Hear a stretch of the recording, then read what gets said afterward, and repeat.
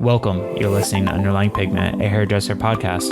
My name is Rob Jernigan, and I'm sitting down with individuals from all areas of the salon industry to talk about their processes, the lessons they have learned, and how they try to make an impact. My goal is to bring together stylists, along with current and possible future salon owners, to learn from each other, help each other grow, share their love, their struggles, and personal insights of the industry. Hope you enjoy.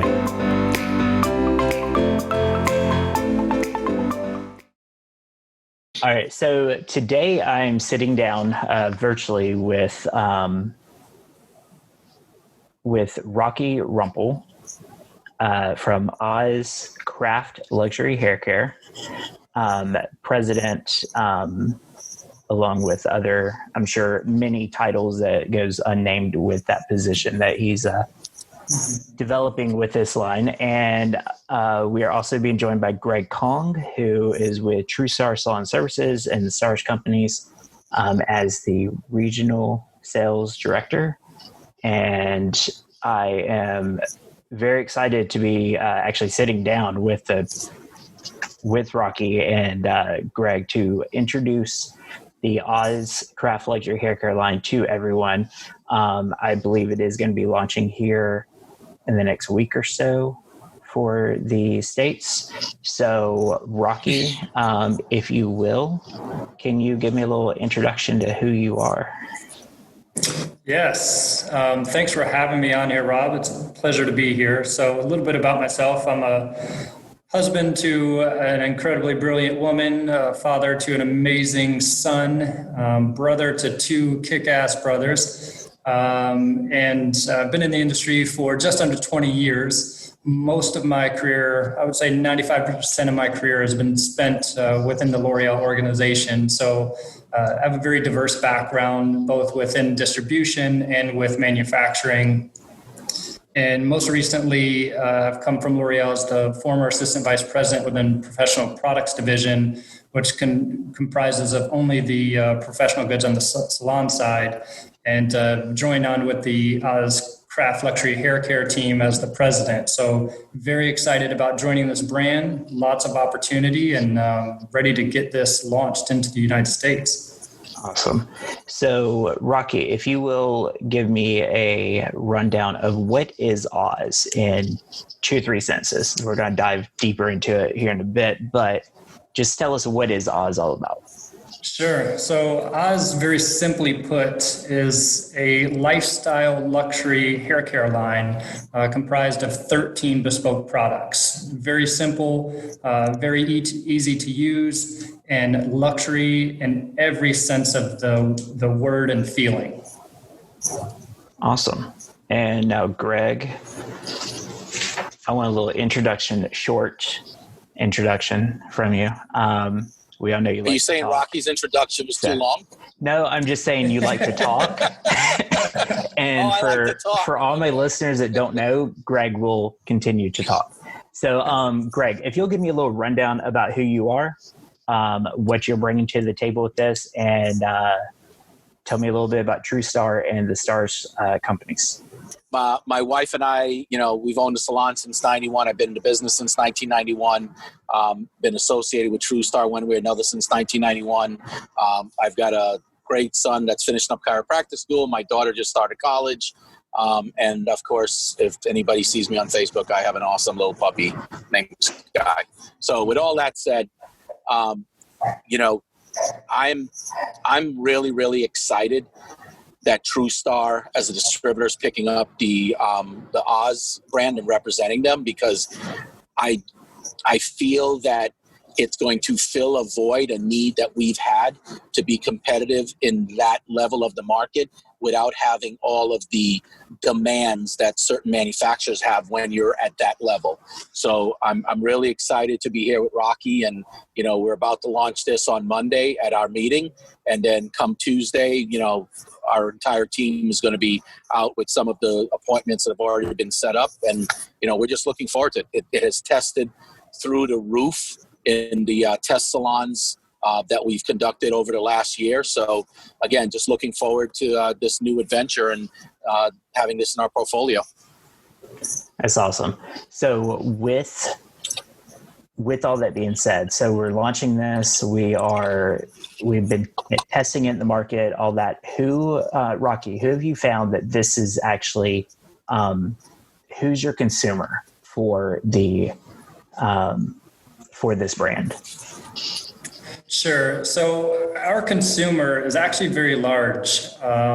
When you think about the luxury consumer and you look at things that are happening around the industry, both in the clothing and the fashion industry and in the automobile industry, luxury brands are having to adapt themselves out of a context that I think traditionally could have been perceived as out of reach or maybe a bit stuffy.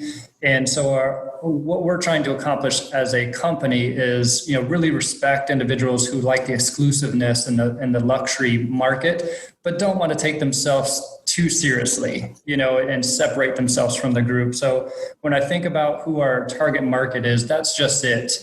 I think when you look at, again, the other industries and how they adapted, Gucci in 1970 is very different from Gucci in 2020. And you could go so on and so forth down the line of all the major fashion brands and look at how they've had to adapt themselves to be current and relevant in today's market. So that's really our goal from the standpoint from a target market.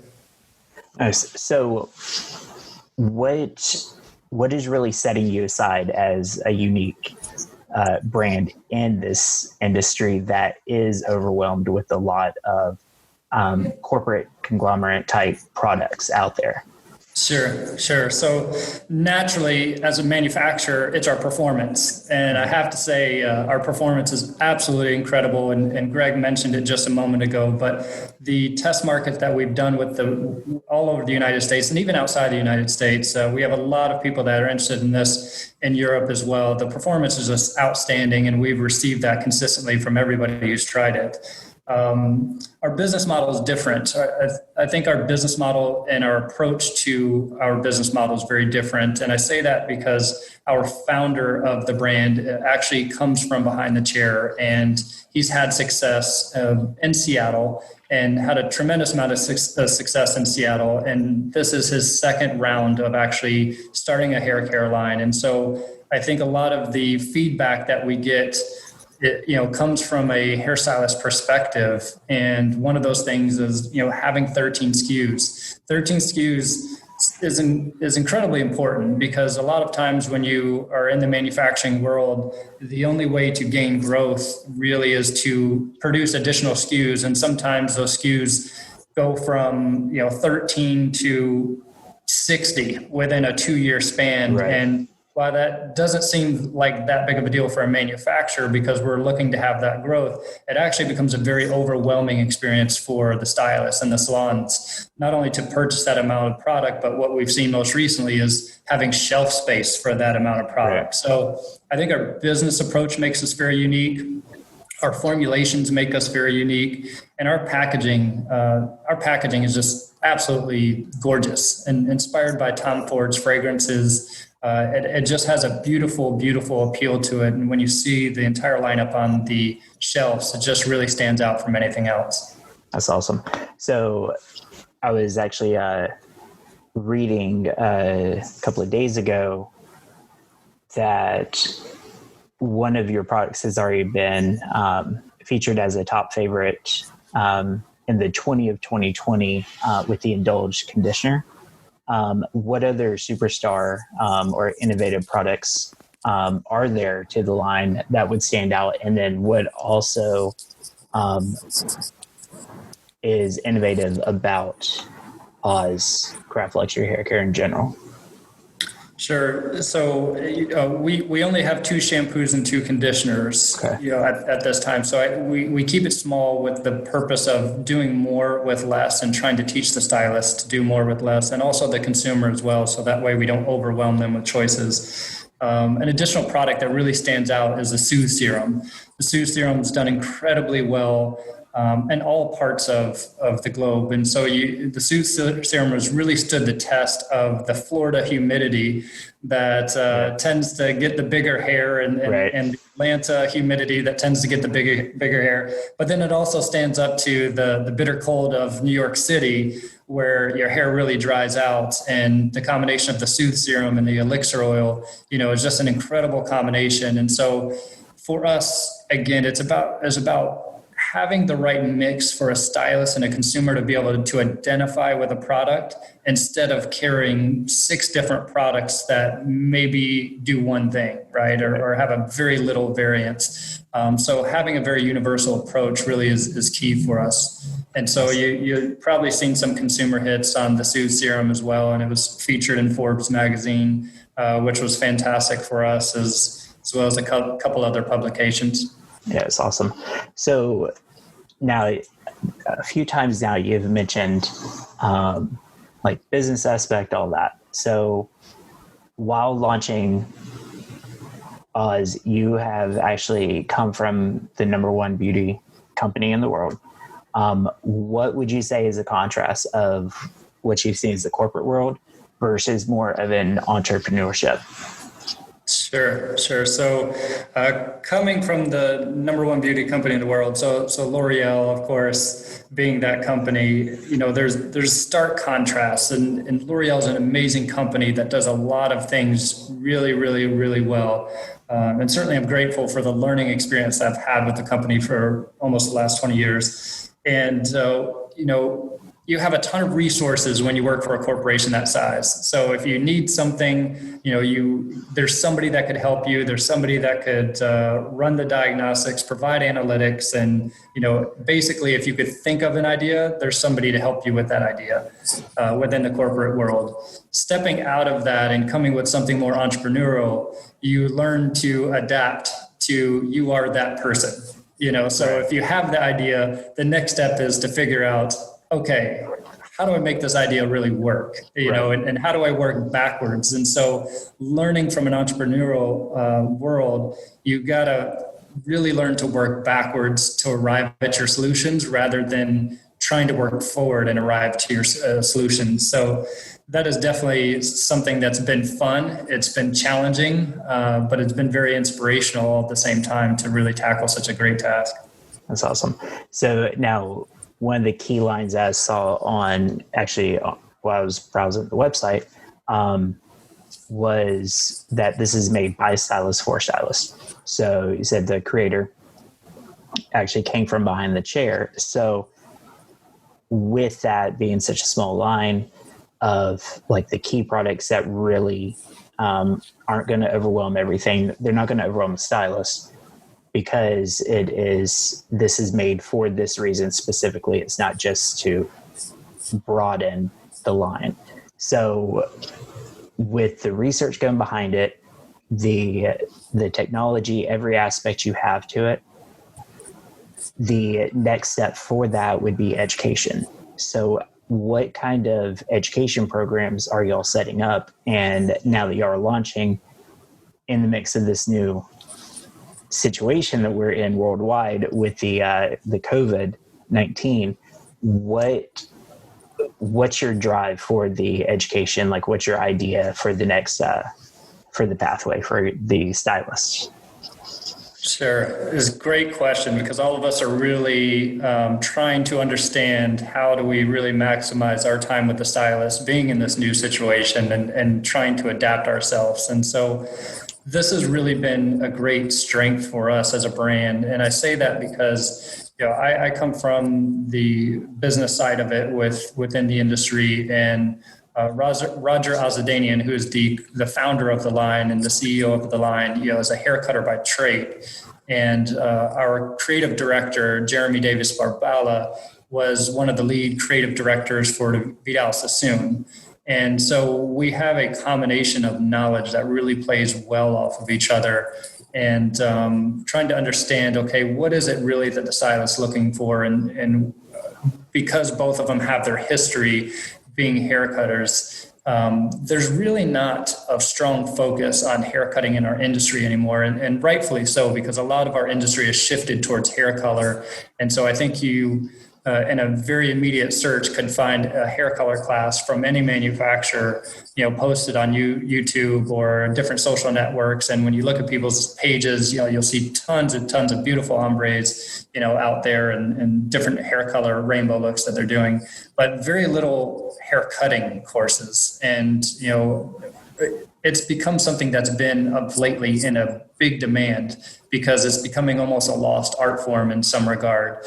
And that's really something that set our industry apart at its very beginning, which is understanding the different types of layers and graduation. And so our education was really focused into not only craft luxury hair care, but craft haircutting courses that you could really dive deep into through a course 1, course 2, and course 3.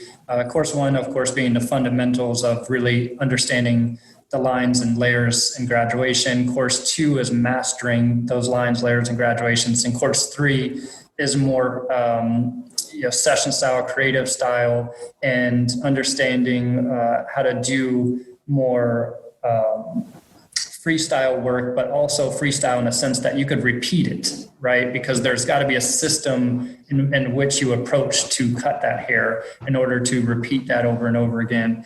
And so from an adaptability standpoint, we are doing everything via Zoom right now. And this has been actually very interesting for us because I'm able to be on the calls now, which traditionally pre-COVID, it would have been just Jeremy, facilitating a course inside of one of the salons, or one of our creative team members, that we have on our education team facilitating that class. And traditionally, I would not have been a part of that. And so what COVID has allowed us to do is allowed me to be on some of these calls with them to really provide a business aspect of it. So where we're understanding, hey, where are the opportunities here and what can I provide as a head of a company and an organization, while at the same time we're learning how to elevate our craft through haircutting and tapping into that. And so it's actually been a very big plus for us as a brand because we're able to hit the salons in 2 different avenues that traditionally we wouldn't have been able to do. Yeah, normally you don't have a brand that you can actually meet and talk with the president of that brand during an education course, anything to get any type of business aspect and stuff. So that's definitely a standout. That would, it's a very exciting. Connection's key.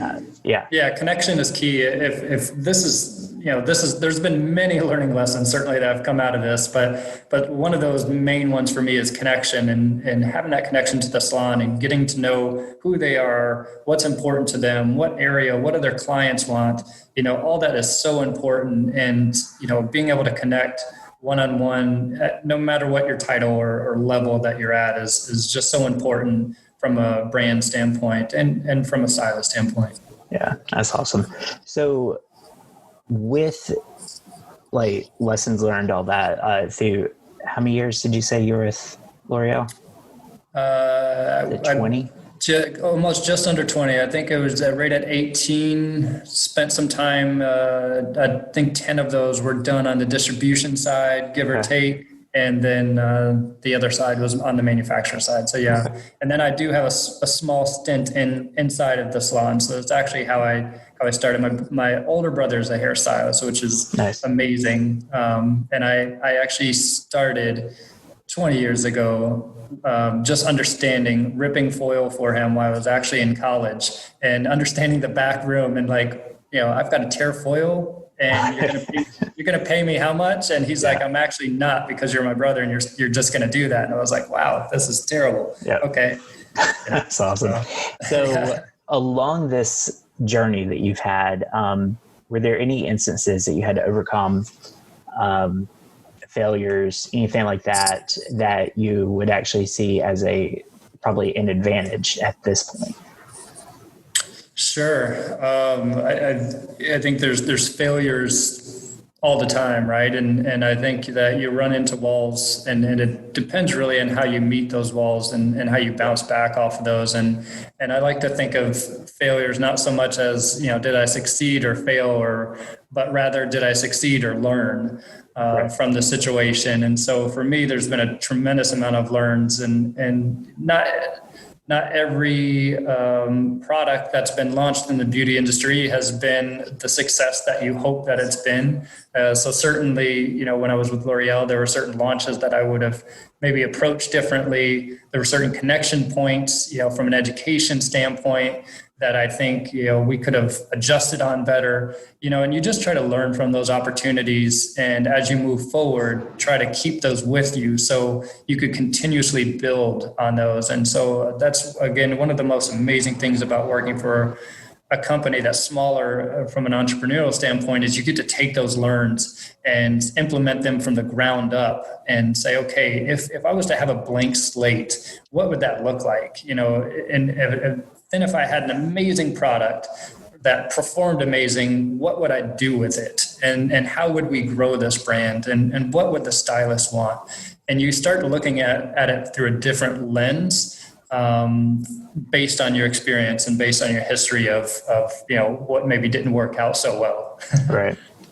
So are there any resources that have really helped you along this journey? I mean, you mentioned your brother. I'm sure having that alongside of you, but what else has helped you along? Yes, I've had a ton of resources. I think the number one resource I've had has been the hairstylist. I think the hairstylist has been the number one resource. And the reason why I say that, not only in regard to my own family members, but people that you learn or that you meet throughout the industry. And one of the greatest takeaways that I have is, coming into the industry early on and, being a rep at one point in time and not knowing really anything, right? And trying to understand, okay, what exactly am I supposed to do? And now this stylist is asking me to order, 2 O3NBs and 1 0B. And I'm looking at her like, no idea what you're talking about, and you just have that moment. And it's such second nature for them. They're looking at you and they clearly see that you're confused, so I think from a resource standpoint, and again, almost being 20 years ago and thinking about that and remembering that moment early on, that's been incredible because it's taught me to, ask for help and not be afraid to ask for help and embrace the hairstylist, because they'll tell you all the answers that you really need to be successful as a manufacturer. And I think that is key is as a manufacturer, sometimes you say, okay, this is what I'm going to do, and this is how it's going to be delivered in the market, end of story. And I think if you learn from that and say, okay, what if we did it differently? What if the hairstylist was, the main priority? And what if they were the ones that helped guide the success of this company, because they are ultimately a huge part of it and getting the brand recognition out there. And so from a resource standpoint, they're certainly my number one resource. And I've had a lot of great people that I've had the opportunity to work under and work with, that have helped me along the lines from a corporate standpoint and a corporate career. And so that list is pretty extensive that I've had the opportunity to work for some amazing people that have helped me along the way. That's awesome. So I want to switch over to Greg for a minute. So as the distributor side of this, and I know you're passionate with this because a couple of conversations that we've had leading up to this podcast. What is it that you can bring with this line going to the salons? Like, I wouldn't say targeting, but getting this brand out there. Because I know you're like the passion, like the way that you were describing this brand to me. It's like, it's going to be amazing. We know that just from hearing the attributes from everything. But what can Greg do for us in TruStar and the Star brands? Well, one of the reasons I'm excited about the brand is because, like I said, it's coming to the market, and like Rocky said, it's focused on the stylist, and that stylist that really, holds their profession as a craft. Mm-hmm. And I know, Rob, you've heard me say this before, you're a hair doctor, and those stylists that treat their profession as a licensed professional and take it that serious. I mean, everyone's at different levels of their profession, and some people want to, show up and do their appointments and leave, and then some people want to show up, do their appointments, leave, and if there's an in-between time, they're learning something new, they're helping other people, they're going to education classes, and I think what we have an opportunity with Oz is to deliver, that void that's been there without having all of the, the requirements and the demand that other brands tend to have at this level.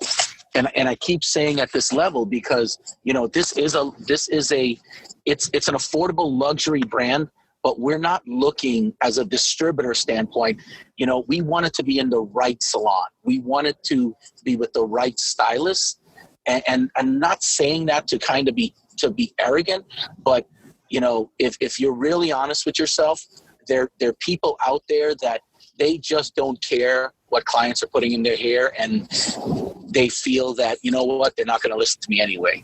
Well, I want those people that hold their clients accountable, just like a doctor would when they prescribe a prescription to their patients.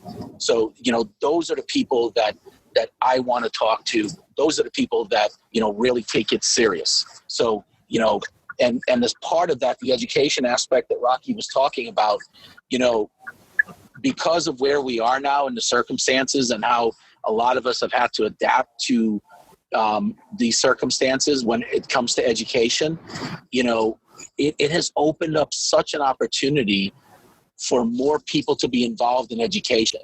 Because as we try to have cluster classes and things like that because we're very, very educational driven.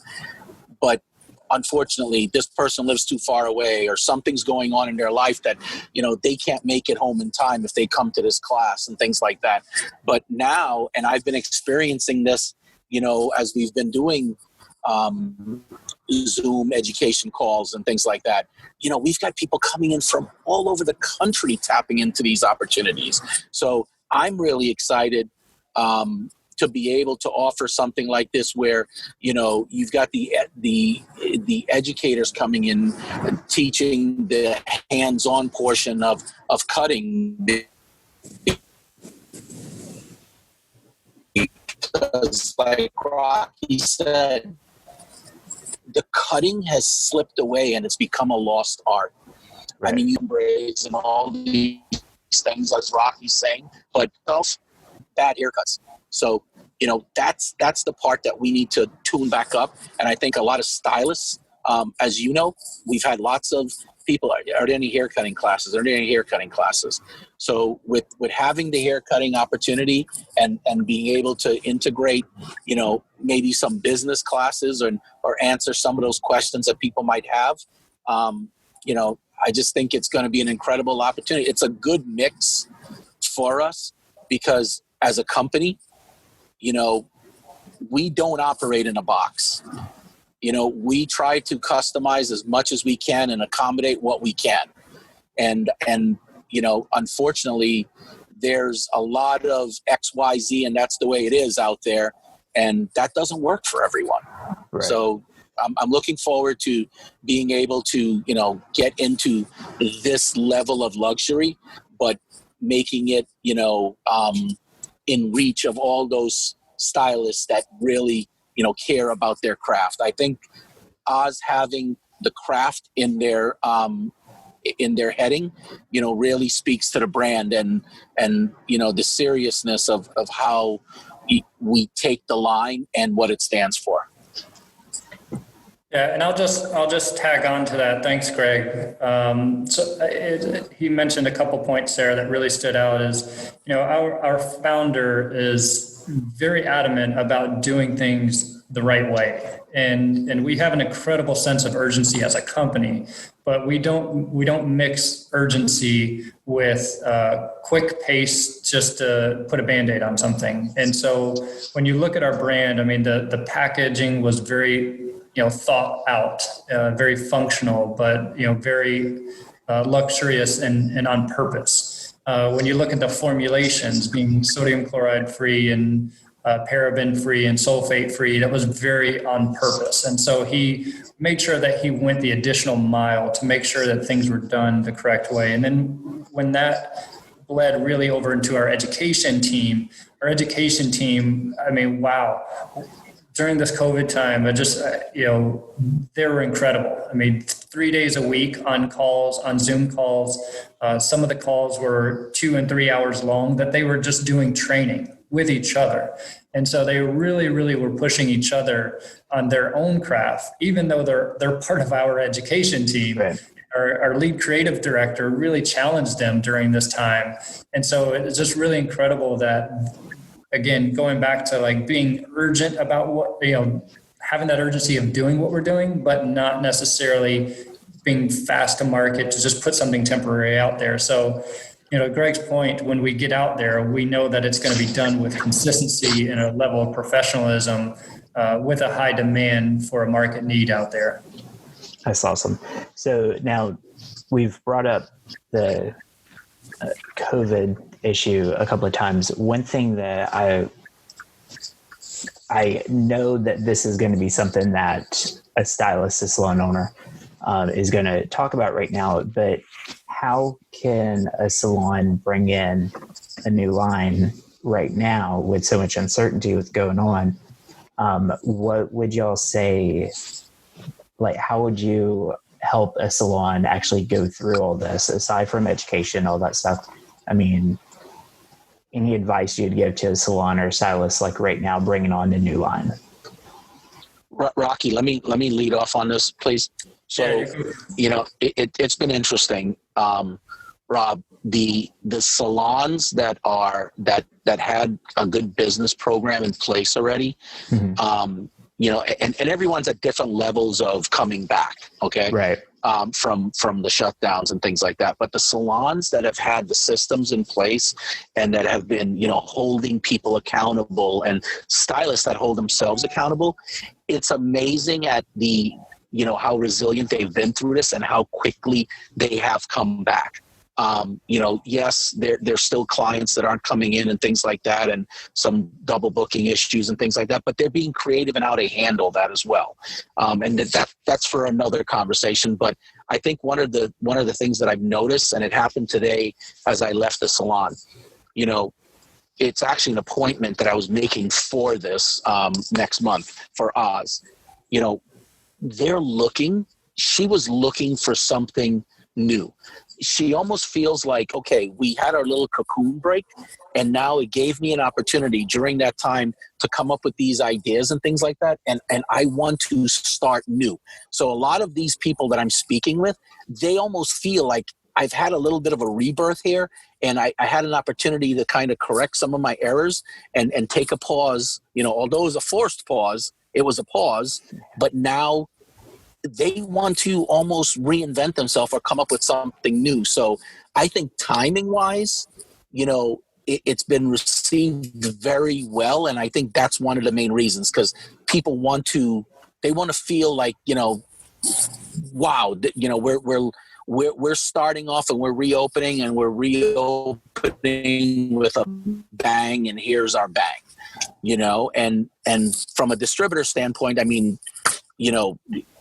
I don't want to be on here and selling TruStar and things like that, but from a distributor standpoint, and as you know personally, Rob, there's a lot of things that we do, privately between salon owners or stylists to help them along those ways, as far as if they're trying to accomplish something. So, Rocky, I'll let you continue on with the answering the question. Yeah, I would agree with a lot of what Greg has mentioned. I think this time has been just incredibly interesting because we've had a lot of growth as a company, as a new company that only had an e-commerce, footprint prior to this. And so we've had a lot of new growth strictly from what Greg just mentioned with as salons have opened back up. They've actually been looking for something new and something different and exciting to re-engage the client. And we've actually seen a huge surge in the salon industry, of course, with clients that have been delayed in getting, haircuts or hair color services and just seeing their hairstylist in general. So you have this initial boom of excitement of individuals coming back into the salon. And they don't want to necessarily go back to what things were, right? Mm-hmm. Like they're looking for that fresh new approach. And I think all of us are adjusting as a group to the new norms and the new lifestyle and daily lifestyle that we all have. And, it's been a great thing for our line because we actually took the same approach when we were looking at business partners. And I think, when you look at the Stars company and TruStar, they were being very open-minded and also supportive, of their salons out there. And so we looked at it and said, okay, this distribution seems to have a lot of the same values that we have in terms of bringing something new and exciting, but being top notch when it comes to service. And so it made sense from a business partnership, that we would partner with them up and down the East Coast from New York to Florida. And it's been an all out, I think, home run, if you want to put it in that kind of context, because the salons really are looking for something new where there hasn't been a lot of luxury companies introduced to the market really in the last decade of our industry. So the timing for us, while most might say it's an awful time to open up a new business and a new line, like we see it as the greatest opportunity in front of us to really do something amazing. That's awesome. Yeah, no, I love that. I definitely think now would be a time for a salon to reinvent themselves and introduce something new. I think that's perfect. It's a perfect opportunity for everyone. So with that being said, one thing I do want to mention for this podcast, it's actually a first that I've done out of all my podcasts. We're actually going to run a little contest. So on my Instagram page at Underlying Pavements Podcast, you will be able to go on and fill out a form to submit your information to win basically a goodie bag. I believe, Greg, you have an idea of what the goodie bag would entail. Just a few products on there, I believe, correct? Yeah, what we're going to do is we're going to put together some of their key SKUs as a little thank you. And obviously, we want to be able to treat your listeners. So if that content, I think you're running that till the end of September, Rob, is that correct? Yeah, we'll do that through the end of September. So we'll have the shampoo, conditioner, a mask, and some styling products in there. And, as a little thank you to that, the lucky winner and everyone else that, listened in and wanted to enter the opportunity to win something. That's awesome. So that's, so I very much appreciate that. And now I'm going to ask both of y'all, is there anything that I should have asked either of you that I didn't? Rocky? That's a good question. That's a good question, non-question, right? Right. Sorry, Rocky, I kind of threw you out there so I can think. Yeah, no, that's all right. How about advice? That I could offer to individuals wanting to get in the industry? advice for individuals wanting to get in the industry, it's a really, really beautiful industry. It's been great. I mean, it's been absolutely great to me and my family and my friends who are all involved in the industry. It's really a hidden industry, and that's what I love about it, is that it's a very small industry and you get to know a lot of different people and a lot of aspects. And so my advice would be for somebody looking to get into the industry, do your best to learn all aspects of it. And when I say learn all aspects of it, like I mentioned, I was tearing foils in a back room, just while I was in college, and was down for the summer, helping my older brother out. But it really opened my eyes to a part of the industry that, had I not done that, I would have never been exposed to and learned from. And so very early on, I learned the thought process between hairdressers and backroom talk and all the conversations that happen, to the tearing the foil, to the sweeping the floor, and understanding how that works. And you don't think there's learning lessons in there, but there actually really is. To going to distribution and understanding what it's like to see 20 different salons in a day. Understanding how to grow their P&L and the marketing aspect, to going to the manufacturer side and understanding, how do you deliver products? What's the different aspects that salons are looking for that they need to have growth, to support themselves or to support their families. And so I think there's so many different aspects to this industry, and I really would encourage everyone to get involved and to stay involved, because it is an amazing industry. And the more different aspects you learn about it, the more you really appreciate the connection that everybody has to one another. And so certainly encourage anybody. I've brought a lot of my own friends into this industry outside of here. And I just think it's a beautiful industry that really gives back. And I think you meet a lot of hairstylists that have a heart of gold, that if you just ask, they'd be willing to help. So amazing. Yeah, I like that you said it's like a hidden industry, but it's something that it's a hidden industry, but everyone sees the results of it. Everywhere you go, everyone that has hair, you're seeing the results of it, so that's amazing. And it looks like we might have lost Greg for a minute, but no, that's amazing. So, and this is coming from someone who, you started off tearing foils, and then now you're the president of Oz Craft Luxury Haircare. You've gone through like every aspect of it.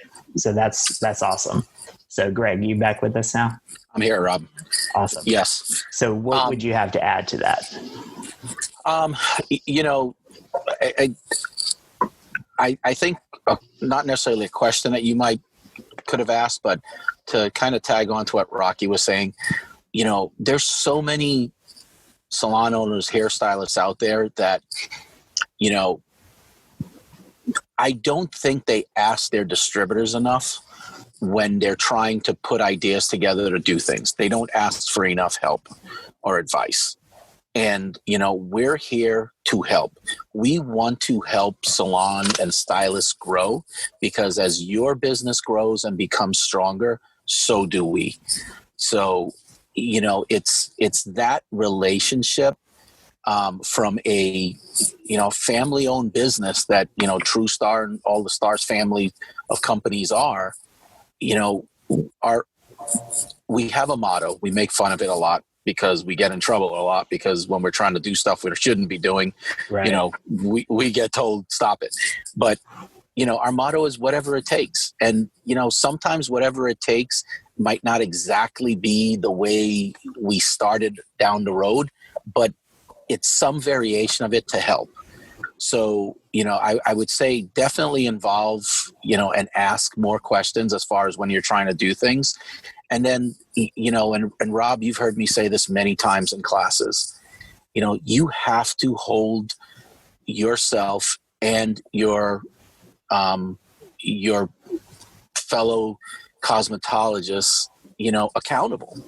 Right. I hear a lot of times people complaining about other hairdressers, but then they're doing the same things where, they're kind of lackadaisic about their profession. And it's something that I hold true to my heart. I'm a licensed cosmetologist. I've never worked a day behind the chair other than outside of of school. But, I felt the need to understand my business because my wife and I were buying a salon. And believe me, it felt like forever that I was going to night school to get through cosmetology school. But it really gives me a perspective rather of this industry, because cosmetologists are some intelligent people, Right. and a lot of times it hurts me because they don't see themselves that way, because, they don't educate their clients on all the things that they do, and they don't hold their clients accountable, so if I had to say something, it's just, don't be afraid to say something, say it professionally. And you know what? Sometimes you might lose a client or something, but in the long run, it makes you a better person and makes you a better professional. And just, I would say, ask questions. Don't be afraid to ask questions.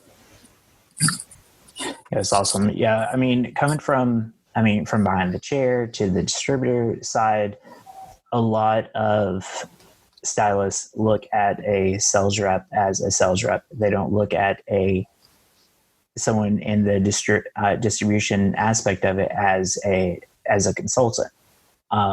So definitely asking for help, realizing what all you do have to offer to the salon, to the stylist. But then, just the stylist having respect for themselves, going through cosmetology school, you go through like electricity classes, chemistry, all this stuff. You are working with chemicals day in and day out. And I don't think a lot of stylists actually give themselves enough credit for that. So that's awesome. Agreed. So where could someone find y'all on social media? Sure. So I'm very easy to find, just Rocky Rumpel. And there's only 3 of us in this world that exist. One of them's my uncle and the other one's my son. Awesome.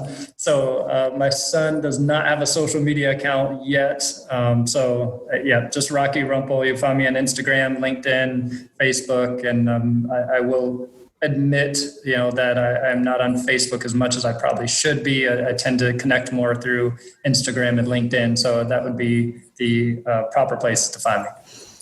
Awesome. And as far as Oz Craft Luxury Haircare, what would their social media tags be? Yes. So you could find Oz at ozhaircare.com and Oz Luxury Haircare for social. So. Okay.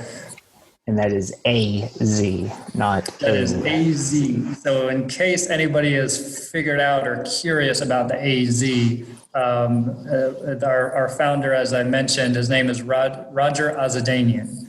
And so the A-Z is actually his Oz. It's the first 2 letters of his last name. And so we refer to him oftentimes as the Wizard. Nice. Yeah. So, Greg, where would we be able to find you on social media? Again, I have to agree with Rocky. I could probably have a better presence on Facebook, although I have been trying. And a good part of that was because of my time with you, Rob. But on Instagram, it's my name, Greg Kong, and there's a TruStar logo in the image. And on Facebook, it's also Greg Kong. And again, there's a TruStar image up there. And we have a group. It's TruStar Salon Services Panhandle, TruStar Salon Services Central Florida, and TruStar Salon Services North Florida. As a whole, our company has its own site tagged TruStar Salon Services. But if anyone wants, Rob, you're free to post my phone number on here, and I can be a point of reference to direct them to, where they can get additional information if someone wants to reach out and contact me or text me. Awesome. Sounds good. Yeah, I'll have all the tags and everything in the body of the podcast, Instagram, all that stuff. I'll share that everywhere. And then it's kind of funny you say, Greg, that you're trying to be on Facebook more because of me. So I have recently stepped away from Facebook. Just everything going on in the world, politics, COVID, all that stuff. It's just so much. So it's like I stepped away. So I'm sticking to Instagram right now because I can just keep scrolling and not get tied up with anything. But no, so social media is key to get everything out there and for stylists to share their craft and all that. So I totally get the need for it, but it does kind of overwhelm you a little bit. So I am going to end the conversation here and just keep in mind that I do want to have you back on, Rocky, because of the business aspects. Absolutely. I'd love to come back. Share a few things with our listeners. And Greg, you and I definitely have a few conversations to have on here as well. So I do appreciate y'all hanging out with me. And I appreciate everyone for listening. Thank you. Thank you for the opportunity, everyone. Look forward to seeing you soon. Definitely. Thanks, Rob. Take care, everyone. Thank you.